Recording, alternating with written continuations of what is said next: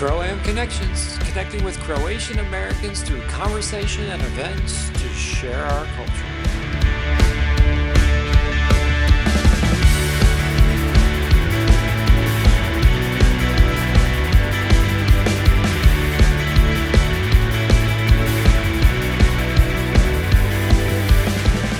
Today in our show, we have Don Langenfeld. He's an officer at Javor Inc, CFU Svi Sveti Lodge 1, and the United CFU Lodges of Western PA.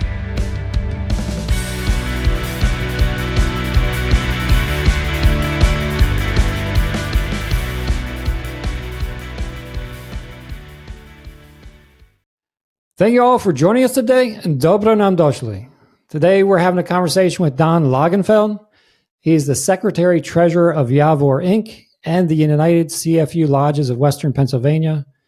He is also the Treasurer of Svi Sveti CFU Lodge 1 and Javor Club, and a member delegate to the NFCA. Welcome, Don. Thank you. Thank you so much. Great to be here, and He's I such a humble guy. Look at him. Inviting me. We appreciate you coming on to our podcast. So, funny story. I always got a story. Here's how we met.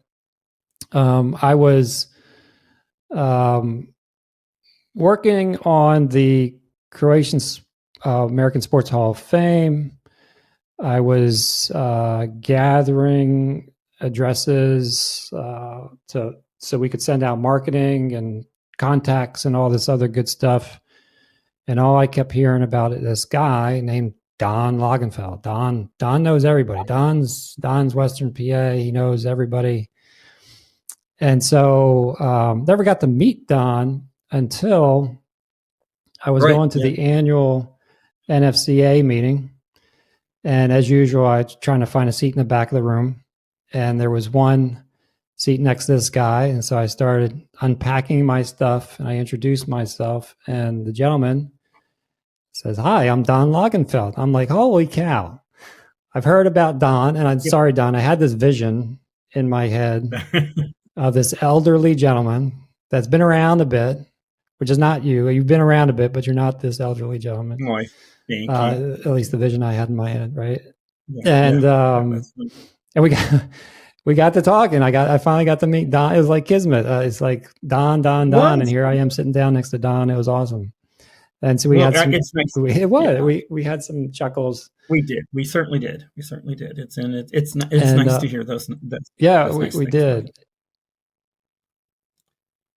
Yeah, and we actually, we bumped into each other a couple times down in Steelton at Mardi Gras.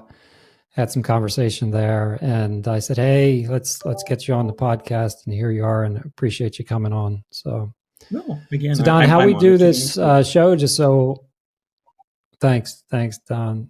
How we do this show? Just so everybody knows, first time listeners or watchers. We do it in three parts. First, we'd like to talk about your Croatian heritage, your Croatian roots. And then the second part is talk about the many hats you wear in the Croatian community, Pittsburgh, greater Pittsburgh Croatian community. Can't get my words out tonight. And then we're going to round out by either talking about what's Don doing in the future or future events, organizations, anything you want to talk about at the end. Okay. And then we'll close the show out, Don. So let's get started. Let's talk about your Croatian roots. Sure, absolutely. So rođen sam u Pittsburghu. Moj tata je iz okolice Zagreba, Velika Gorica. Moj pradedo bio je iz Alsesa. Moj prezime je Njemačko. That's obvious. Tata došao je tu poslije Drugog svjetskog rata. Moja mama također je Hrvatica. Ona je rođena iz okolica Pittsburgha u Carnegiju. Majčin stranju, oni su bili iz okolice Jastrebarskog, Krašića, Pribića. And I was taught, by my teta. My teta sat me down and taught me all my prayers and how to say this and how to say that. And later on, I studied a little bit, but most of it is just picked up, along the way. So Dobro, Moji priča mama hrvatski. su pokojni, but they were very nice, humble folks, and they, they set me up well, I think, for life. My parents met bowling, which I think I told you that, Marty, when we met. That's very much a typical of their era, and their background kind of thing. And here I am. Here I am. I'm very proud to be where I'm from. I'm very happy that my jobs have let me stay in Pittsburgh. My family was originally from the St. Nicholas Church that's now gone on East Ohio Street on the north side of Pittsburgh, where I was married, where my kids were baptized. Two of my daughters were married there as well. And but now we have the remaining church in Millvale, which I and part of my family attends. So my wife as well, my mother-in-law is Punica Takočega Hrvatica. Her tata is from right down the road from where part of my family is from. Her mama is from Hrvatsko Zagorje, which is like a totally different part of the world for us, not far from Varaždin. So we share a lot of things, in common between our families. Again, my parents and both my in-laws are all deceased. So my wife and I are now the seniors, of this generation of our family. Yeah. We each have a brother. So here we are. But I actually, a little factoid, the house, I'm probably one of the few people you're ever going to meet who lives in a house built by Croatians. The house that I live in was built by my wife's grandfather when he left the north side in the late 1940s. He built it with a lot of salvage from there used to be a lot, well, there still are a few. There used to be a lot of mansions on the north side of Pittsburgh. It was a very affluent area. But when Josip Belnak was building this particular house, he got a lot of the woodwork, the tin ceilings. So the main rooms in our house have, those tin ceilings that people fight for, today. So this foundation in this house was dug by hand by my wife's maternal grandfather and his father and his father-in-law. So there were a number of Croatians who lived on our street here. I live in the street just above the West End. From my home office, I'm looking over at Parkway Center at Greentree, but we are within the city. Not one of those people who, Marty, as I told you and Scott the other day, who just says they're a Pittsburgher. We are Pittsburghers. We live within the boundaries. Are a true Pittsburgher.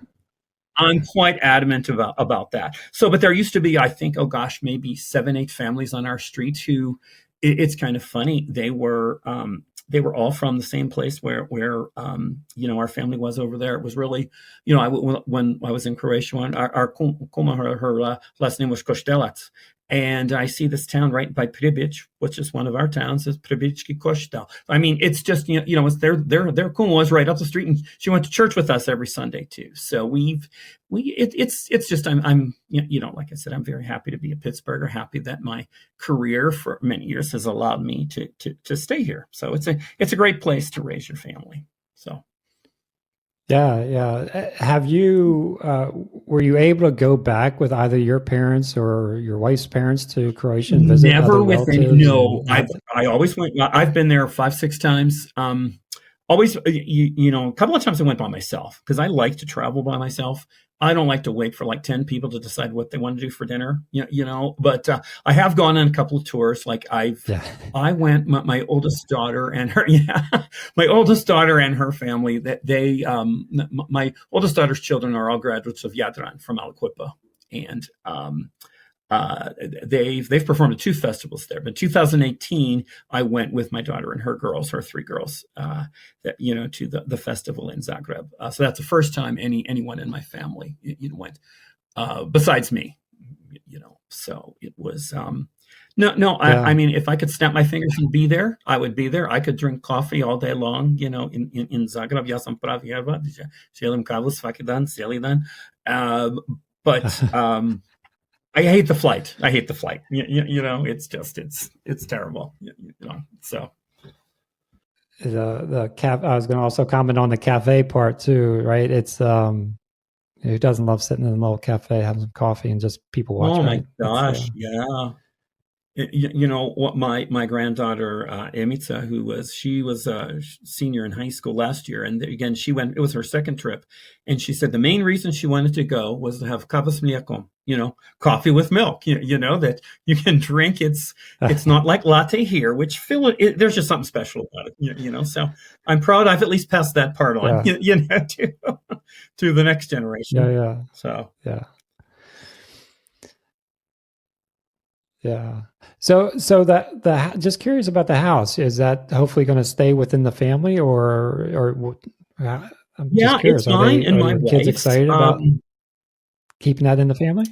They, I think they were just so used to being here and having, one of their grandmothers right around the corner that, they all live in the suburbs way out. And actually, my oldest daughter, she has 9 acres. They live in Beaver County, very near Aliquippa. But they have 9 acres of a farm. So to me, that's a farm. I'm a city guy, like as I said. Wow. To me, 9 acres and 20 some chickens, is a farm. But I would hope maybe one of my grandchildren would want to live, closer, to the city. They're, so when the time comes, it's certainly a stable neighborhood. It's not a neighborhood that, where you need to worry about, anything. But I would hope. I hope that they too appreciate that as they get a little bit older. That it is something that, gosh, for them would have been their great grandfather and their great great grandfather who dug these foundations, by hand. And really, I think of that every time I'm in the basement and I see those blocks that they were put there by our ancestors. So it's. Yeah, the thing I just tend to think more don't in appreciate when we're young. Yeah, that's right. That's right. Yeah. So. Yeah.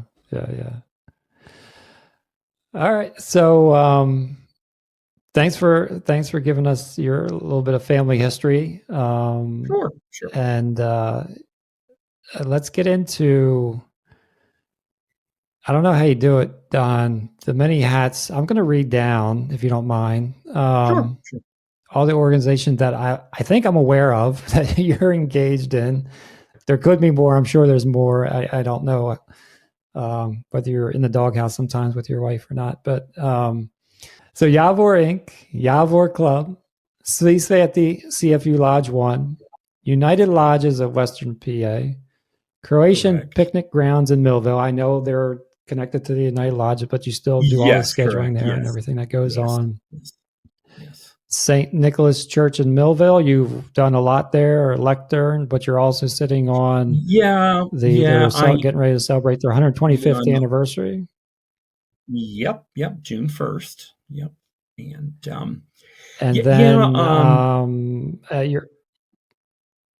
you're a member delegate to the NFCA, and I'm not done with the list yet. Sorry. This is your fault, not mine, Don. Jadran Beaver Valley Junior Tamburitsins, you're involved with them when your kids were there. And the most favorite, but I'm not going to say it yet. I'm going to wait till towards the end. And so this is why I dub you Mr. Pittsburgh. So, Mr. Pittsburgh, how did you? I know it's in your blood, it's in your genes, but there had to be a point where you wanted to be fully engaged, because we know when we're younger, things, sports and bands and everything else distract us and get us away from some of our, Croatian culture roots. And sometimes it's just not cool as a kid, right? So walk me through your journey. How did you start getting involved in all these efforts and as officers and everything else you've been doing? I think like my mom and my aunt, her sister, they always said that I was kind of like a throwback to, their grandfather, Jakov Herceg. And my mother-in-law said the same thing, that I was kind of like her grandfather, So I guess, I don't know, perhaps a little bit. I don't know if nonconformist is the right word. That sounds too radical, but maybe a little countercultural to my own, generation. I just always, maybe it's an old soul thing. That's a term you hear a lot these days, and I was always, I was always a member, of our church on the north side, and gosh, when I was younger, we used to take 2 buses to get to church there rather than to go to the church nearby. But I became active in the wider Croatian world when my kids joined. There was a folklore group sponsored by my lodge. I belonged to CFU, of course, since I was a young adult. It was called Mladi Hrvati, and the group practiced at the Croatian church in Millvale. I somehow became an officer of the group because nobody wants to be an officer of groups for very long. People get get tired, burnt out, whatever, and move on. And I was so they they asked me, so I was an officer there. Then I was invited to come to lodge meetings because the group was sponsored by the lodge. Okay, so a lot of the officers in the group Mladi Hrvati were also officers of the lodge. So I was invited to come to the lodge meetings, and that was when. And our meetings are held at Javor. They were then. They still are. They used to be on Friday nights, which we had to change because nobody wants to go to a meeting on a Friday night, And it's a Sunday afternoon. Right. But I went to the meetings, and those were the days, and there were some truly, I would say, great fraternalists. People who are long gone, but they would get up and orate at these meetings in both languages, just about the need to keep the community together and do this and do that, and I think that they were folks I would not have met otherwise because they were not necessarily part of the church community. They weren't at all, actually, many of them. We're aware of, the different dynamics within our Croatian community. But I recognize that they were people who, regardless of other, feelings and affiliations, they loved this community and wanted it to continue. So I continued to go to the lodge meetings.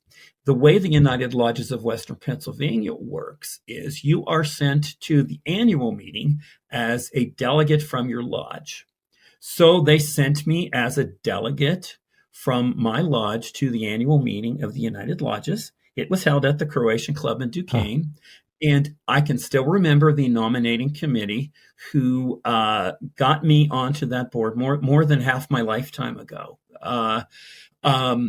There was a wonderful lady, Kata Shumrak from Clareton, a guy from my own lodge, Frank Pastorkovic, who was also the president of Javor for a long time. And certainly, last but not least, Bernard Lukatic, who was the president, of course, obviously late and great past president of the Croatian Fraternity Union. So I was nominated at that meeting back in 80-something, and, I worked for a bank. So, of course, when you work for a bank, you're there, a few months on the board, you get the treasurer's books, and it's, it's been that way, ever since I've done that job. I recently did start to share the duties of booking the picnic with somebody else, which is okay.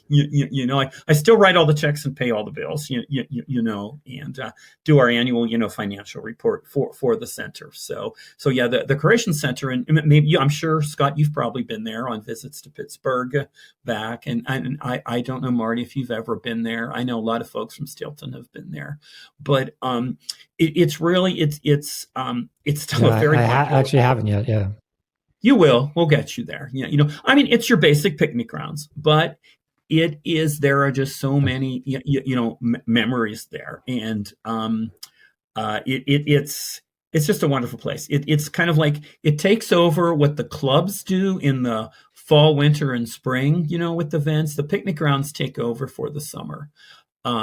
There used to be a picnic every week, every Sunday. One Croatian organization or another, had a picnic. Yeah, that has changed a little bit. We have maybe 2 picnics a month, but still, it's we rent the picnic grounds to individuals. There's like a German club from the north side, Irish Ancient Order of Hibernians has a picnic there, and plus graduation parties. So we do quite well. We've also rented the picnic grounds for like movie filming, like TV series have been filmed up there, since it is kind of remote. And wow. It's just it's like what kind of TV? Do you remember which? There were cable shows like there was a show called The Outsiders that was filmed at it was about 4 or 5 years ago, before the Yeah. pandemic. They filmed 2 different seasons, and a lot of it was all filmed around Western Pennsylvania, but a lot of the scenes were filmed at the Croatian Center. And actually, there's a very old farmhouse up there because originally it was a farm. And somehow, through the wonders of movie making, they blew up the house, but you go up to the picnic grounds, it's the first thing you see, it's still there. So I mean, it's just kind of one thing led That's to pretty another, cool. Marty. Yeah, we're we're very happy that I mean, everything changes, but we're very happy that we still do have the picnic grounds. It's a committee of, I'm probably maybe the president of our United Lodges. He and I are the same age. And there's a couple of people that are older, but it's we are, like I referenced earlier, we are the senior level, not just in our family, but of these organizations. There is no generation above us, anymore in these kind of things. We are now, taking those places. So I mean, I think my whole motivation was to kind of, just through whatever means, kind of keep us all together, as an identifiable group, whether it's through the club, the picnic grounds, our lodge. I mean, and a lot of folks aren't willing to do that, and that's okay. It's not, not everybody wants to make that commitment, but they're all happy that the places like this exist when they want to, attend something that's Croatian, when they want to kind of connect with something that maybe was a part of them, when they were young and a part of their family heritage. So, but there's enough of us to, to keep it going. And, like I says, I'm happy that the role, I'm just one of many people who make these things happen, and I'm just, I'm just happy that I've had that opportunity. I've learned a lot as a person, it was all in addition to a day job, like both of you, all in addition, to a day job. And, a lot of people say they don't have the time, but I mean, my only challenge to those folks would be, none of us have the time. If you have the commitment, if you're willing to, you have to make the time. I mean, it's just not everybody's up to that. Agreed. And that's agreed. So, but it's the same everywhere. Where clubs are still successful. I mean, we are very successful at Javor. And I'm happy to say there's only 2 people on the board of Javor older than me. Everyone else is in their 30s and 40s, and we have a newer generation of people who 5 years ago weren't associated with the club strongly at all. We have a young president, a young vice president, and treasurer. I mean, it's great. I mean, I just think you kind of, and maybe I'm getting ahead of myself here in our conversation. I apologize, but you kind of have to know when it's time. No, you're good. You're good. Thank you.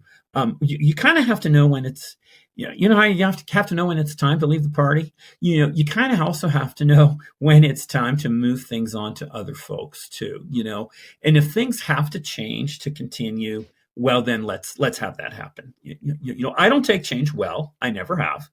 I'm one of those people who does the same thing the same way, all of the time. But I mean, they drug me in, and I worked for PNC, for Chase, for Bank of America in the credit card business. I managed credit card relationships and sold credit card equipment, for 30 years. But when we introduced credit card acceptance at Javor, it was traumatic for me. I said to those guys, I said, I've sold this stuff. It blew your mind, right? I never used it. I was never, a user. But you know what? That's what folks expect these days, and I can tell you, typically, this is a stat from my days at the bank, that people spend 20% more when they have a card than they do if it's cash, So, like I said, my point being, if things change, if things have to change to keep them, that is just that's fine. That's fine. I have to adapt, and I. Yeah, there has to be a good balance between new and old, right? Historical and trying something new. And so whether it's leadership, having a little bit of somebody who's been there a bit to help the younger generation along, and the younger generation are going to try new things like credit cards and payments and things like that, right? So it's all helps the organization move forward, right? We used to have folks who would go the fish fries are our major fundraiser like they are at the club in Stilton, in many places, fish fries every Friday during Lent are, our major income. And so we actually get stuff delivered to the club now. We don't have people driving around all over the place to pick things up. So we're trying to do things a little less hard, more smart kind of thing. And Yeah. But you know what? I always say too, that club was built on people who did things the hard way, and that's why we still have it. So you can never say that was the wrong way to do it. That was the only way to do it at the time. You did not have those services available. You've also met some high-powered people along the way. I seen a picture of you and the Prime Minister of Croatia. Right? How did you get to meet him? Yeah. I am kind of proud to say that because of CFU and CFU, being in Pittsburgh, and I was on the board in various positions for 16 years, 14 terms. So they graciously invite me anytime. I'm not anymore, but they graciously invite me anytime any of the, lead politicians, head of states from Croatia come to Pittsburgh. I mean, I've been fortunate to meet every president and prime minister of Croatia, starting with Franjo Tuđman, back in, we came here in 1991, I guess, so it's all because of CFU, that, like I said, they are, they very, graciously, continue to invite me to things, even though I'm not, part of the board anymore. And personally, I think it's an honor. I think that the politicians over there, they're still kind of fascinated by what we have, here in what is like Western Pennsylvania is pretty much, the oldest diaspora community, or among the oldest, but there's still just so much of our history and our heritage still here, and I think they're very surprised. They hear somebody like me who from my mom's family is third generation in America. And then that I can actually have a conversation with them in nasz język, as they would say. So and explain who I am, and what I'm doing here, that kind of thing. So but yeah, that's I think Minister Plenković was here, I don't know, maybe 2 years ago, something like that. Yeah. So, and they always want to come to Pittsburgh too. They want to see CFU, which you've all been to the home office. So, and it's a beautiful place. It's a museum. It's really a testimony to the organization and to our people, so. But you also told me a story, if I'm remembering correctly, that you gave one of the presidents a ride. Oh, yes. And she was not yet the president. Kolinda Grabar-Kitarović. Yeah. Oh, she wasn't the president yet. She was not the president yet. No, she was there. She was Croatia's ambassador to the United Nations at the time. Yes. But so I picked her up. The president, and the NFCA was hosting an event. There was a wonderful guy who had a beautiful house on Mount Washington. And it was amazing. It was an amazing house. And he was Croatian. Coincidentally, we had one of our great grandparents was from the same place, just that's how it is. And his mom and my great aunt were like best friends, but Peter's his name. Peter would lend his house to any number of organizations, cultural organizations in the city.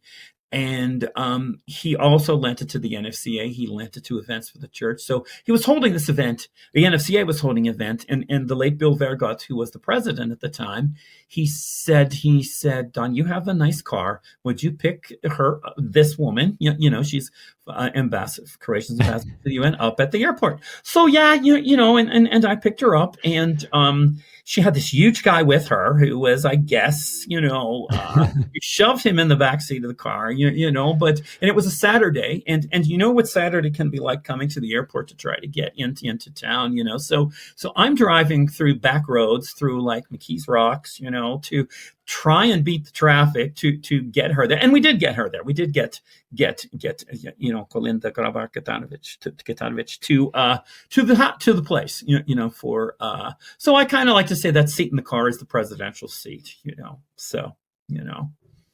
No one's impressed but me. But it I was. gotta ask, were you holding up a sign with her name? No, I just knew Oh what she no, looked I, like. I was impressed. That's why I brought it up. So were you? Yeah. Yeah, I just stood there, But how did she and I know saw what her. you look like? Is what I'm trying to get to. That I don't know. I don't know. I don't know.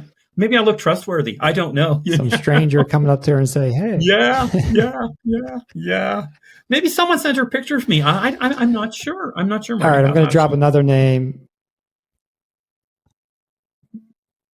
Maybe I'm going to drop another. So you met a pop star, Oh and yes. you Oh yes. tested me whether I knew this person. I actually don't know Yes. this person, Yes. but No, she. who Yeah. was it, and how'd you meet her?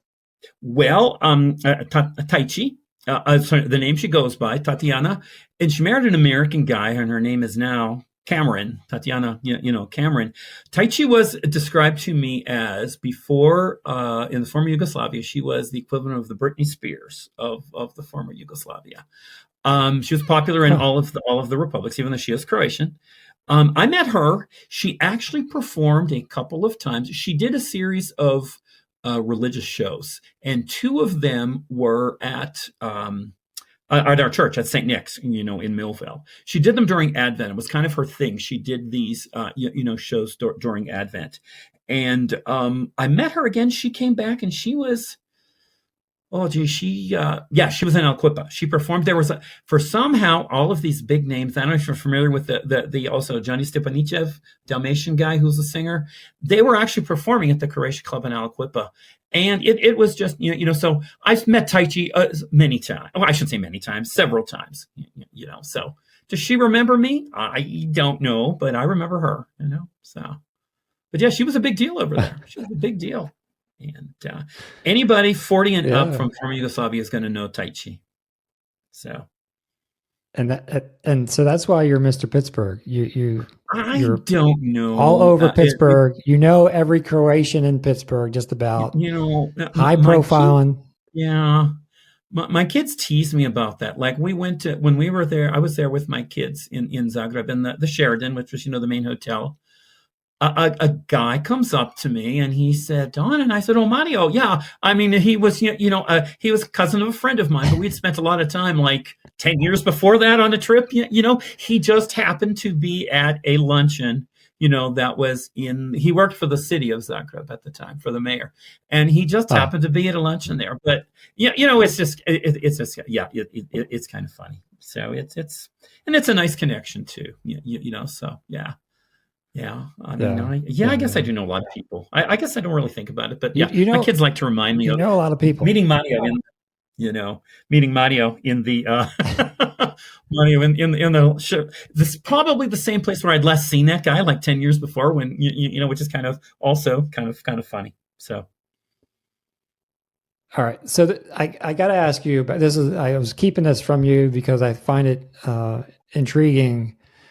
And I don't know if you still do this or not, but you were listed as the assistant announcer for the Voice of Western Pennsylvania United Lodges on WEDO 8:10 a.m. on Saturdays between 3 to 4 p.m.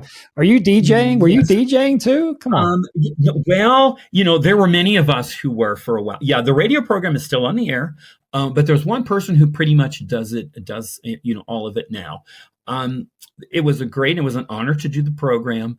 And it was, at one point, it was 2 hours. So you really needed two voices, to do a program, for 2 hours. And it was a lot of fun. I mean, I think I learned a lot about a lot of, Croatian artists that I may not have known otherwise just by preparing the program. Because you kind of, when you're playing a song for somebody, you kind of have to find a song that matches that person, and it's for a birthday, something like that. You kind of have to do something. So it took some time, but I think the radio station is in McKeesport, which is, as you found probably this weekend, is it's just hard to get to when you're on my side of town. It's Bernice Janzatic, who does a wonderful job as the director of the program now. Bernice says anytime anybody wants to come on and join her on the program, you're welcome. And I know she's sincere about that. But yeah, it was fun. It was fun to do. It was fun to do. It was the whole day on Saturday too. How many years? How many years did you do that? Oh gosh, it was, I don't know, maybe 5, 6 years. How But there many were years other did you people. do that? I would be like once a month, Oh, on the program. And that program is sponsored by, our United Lodges. It's kind of the other side of, the United Lodges of Western Pennsylvania. So, yeah, yeah. Bernice has done it for a long time since, really an icon, in the Croatian community. So tell me a little bit about what was her name? Ruth. Was it Ruth, yeah, direct? Ruth Bovchak. Ruth was actually one of the founders of our radio program, The Voice of the CFU, Uh-huh. that Bernice Janzetic continues today. And Ruth was the director for decades. And she was a good friend and really a mentor to many of us, not just with the program, but also fraternally. And really, she was just kind of a legend, and but yeah, she was really the driving Uh-huh. force of the program, and she was actually my predecessor with the role of secretary treasurer for the United Lodges. So Oh wow.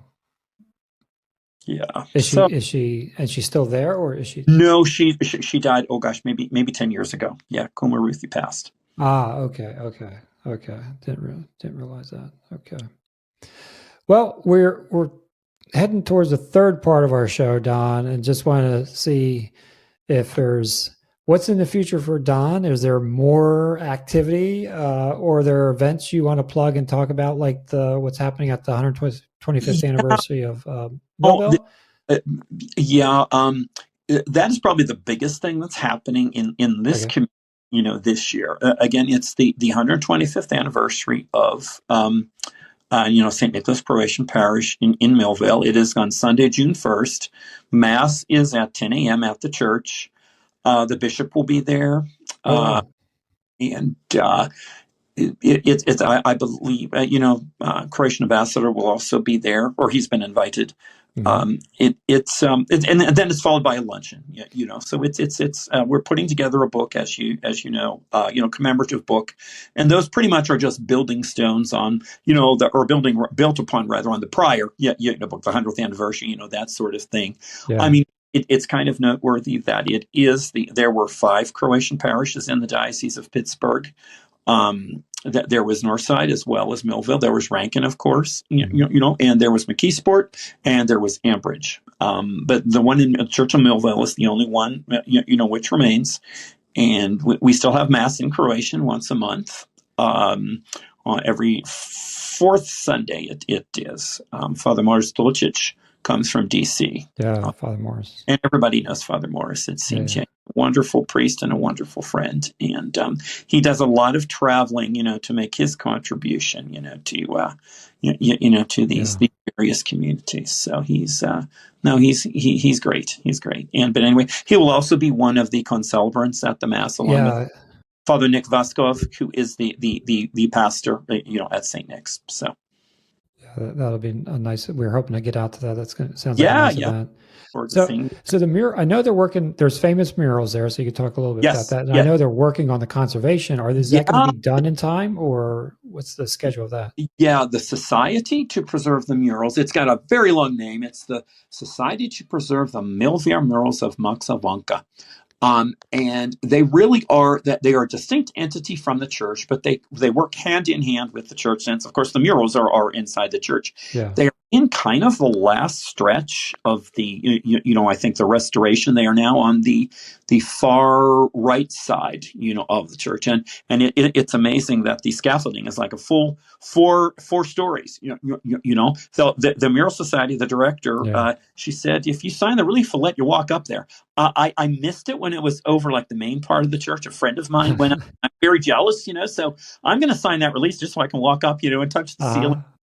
So they are in it's really an ambitious project, and it's world class. The restorers, the restoration experts, who are coming.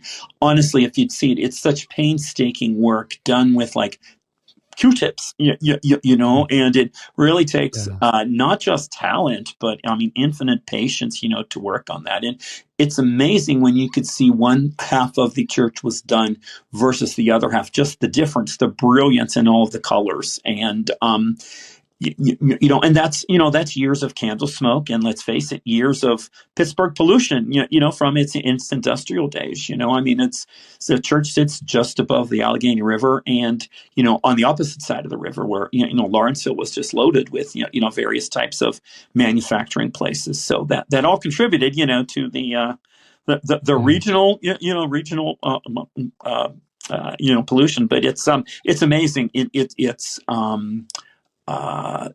just great to see. And honestly, there are people much older than I who didn't realize certain colors were actually certain things as painted, by the artist. So it's pretty incredible, to see. And you would never think that this little church just sitting on a hill, looks nothing special. Hosts this, incredible, art collection. It has the support of the arts community in Pittsburgh, far beyond the reach of the Croatian community. I mean, when you go to the events, it's like people from who support all of the arts in Pittsburgh, which is it's a distinct world, obviously, from our Croatian community. But that's the kind of resources which you need, for something like that. Another item to mention is, I mean, our as I mentioned, our club, Javor, we hold the fish fries, but we have in town right now, and I don't know if you follow the club on any kind of social media. Yeah, I do, You've probably seen that there is an artist, Mislav Lesic from Croatia. He and Fiance are painting incredible mural on the outside of the club building. They just completed that, didn't they? Pretty much. And my gosh, he wasn't even here a week ago. He only got here a week ago. Yeah. And they were working in the rain, and I had the opportunity to meet him. He's a great guy, as is his fiancée, Emma. And they're staying right down the street, from the club. I mean, a lot of his art is already on display in Dolac, the marketplace in Zagreb. So he's a world-class artist. We're very lucky that we were able to make this connection. I think he's doing a couple little side pieces, and gosh, he's going to be done. I mean, it's his first trip to the U.S., and it's just as a state. So that's another big thing that is happening. And so we're very happy that it's, happening this time of year when we have the most guests, at the club, especially from the greater community. So. Yeah. Yeah, we're hoping to get to Javor and sit down with your president, Zach. Oh, yes. Great. Hope to get there. Like an energetic president, yeah. I told him my big fear is he's going to get offered this job of a lifetime outside of Pittsburgh and leave. So we don't want that to happen. We need him. So yeah. Well, Don, I really want to thank you for taking time having this conversation today. It's been great. I truly believe I jokingly say Mr. Pittsburgh, but you do know everybody. And so I dub you Mr. Pittsburgh from now on. Croatian Pittsburgh, at least. I don't know. It's a wonderful community of people, and we are all, my gosh, we're we know, well, like your hometown, we and you're 3-4 generations of the same family, so we're all we all know each other, and we try to be supportive of each other in everything as we can, and just to really keep this community alive. I think, my gosh, over 125 years of the church, the club is just a little bit younger than that, but in 1894 was really when the church on the north side was founded. So, gosh, we're headed for 150 years of organized community life for Croatians in Western Pennsylvania. And no, I'm happy to be a part of it, and I thank you for having me on the podcast. Thank you, Marty. Yeah, and we'll have to bump into each other a little bit more. Absolutely, often, sure we will. Sure we will. Have some more fun, some more conversations. Yeah, absolutely. All right, so we're gonna wrap up another episode, and as always, we want to just say thank you. Want to follow to all of our CRO-AM followers for tuning in, and the Filthy 46 Productions for their editing and production expertise. And so until next time, Živeli Hrvati, veliki poz, I Bog. S Bogom.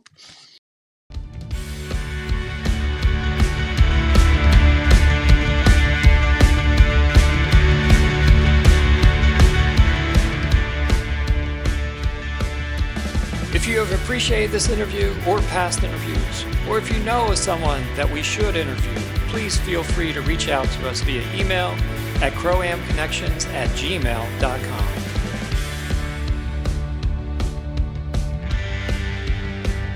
You can listen to our podcast on Spotify, Apple, and other podcast platforms, along with watching us on our YouTube channel or following us on Facebook and Instagram at CRO-AM Connections. And don't forget to like and subscribe. Thanks and appreciation to Don Langenfeld for being our guest, Filthy 46 Productions, and as always, our CRO-AM followers.